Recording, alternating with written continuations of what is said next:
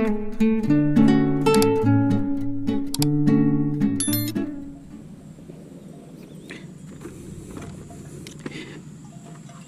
อนี้เฮาก็สืบต่อคนใหม่แล้วทุกคนว่านี่เฮาคนบ่แล้วมื้อนี้เฮาก็สิสืบต่อคนอีกยังหลายๆยังประมาณ2เที่ยวรถไทยเฮาจะเลือก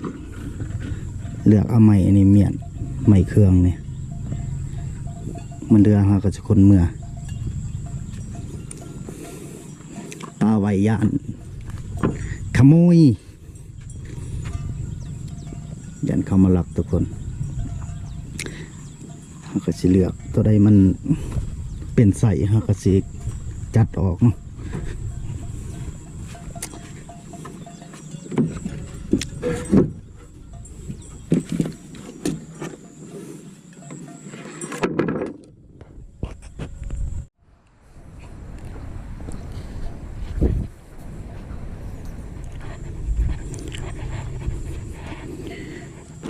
จะเลือกเบิ่งใหม่ทุกคน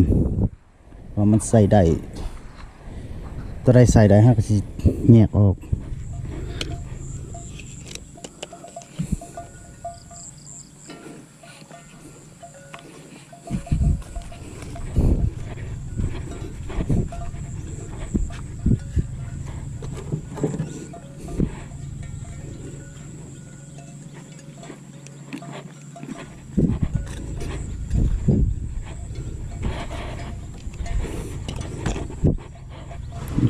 แยกออกเบิ่ง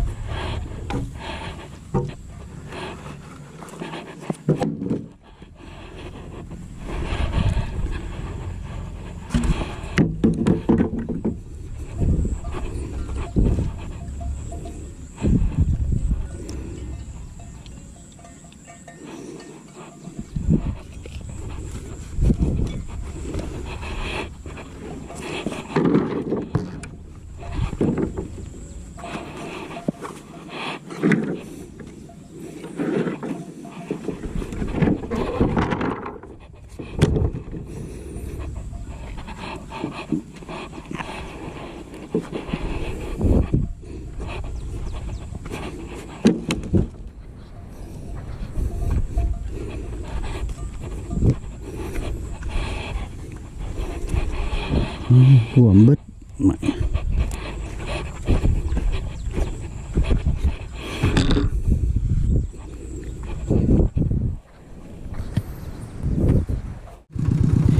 ใส่รถไทยเต็มถือว่าไม้ยาวนี่เราจะใส่ทั้งกล่องทุกคนเพราะว่าใส่ทั้งเทิงนี่มันบวิดเนาะมันเงื่องเราก็เลยสอดเขาทั้งกล่องเอามันยาว6-7 เมตรตัวแหละมาปลูกนะอย่าปล่อยมันตูด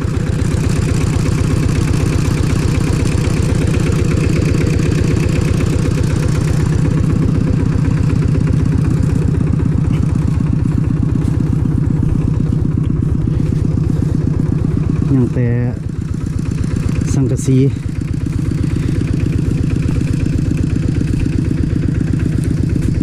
ตัวใหม่นี่ส่วนหนึ่งฮะกะปะคนบ่เบิดเสานี่ฮะก็จะเอาเมื่อคือกันทุกคนตัวมันเรือจะเอามือปลูกอยู่สวนมาต้นเนาะนี่ไม้ซุ่มนี่เฮากะเก็บเมียนเฮาไล่ใส่ว่าพอดีเนาะพอดีกับเทียงหน่อยเฮา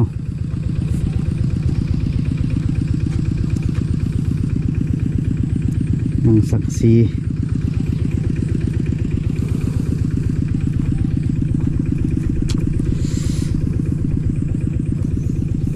สังกะสีนี่มีตัวดีเนี่ยตัวอันนี้หัวเนี่ย นี่ก็ใส่ได้อยู่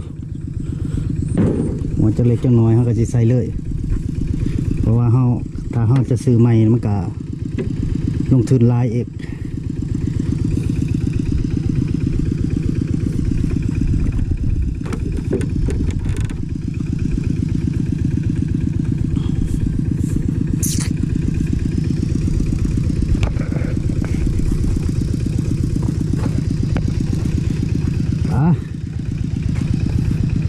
เมื่อทุกคน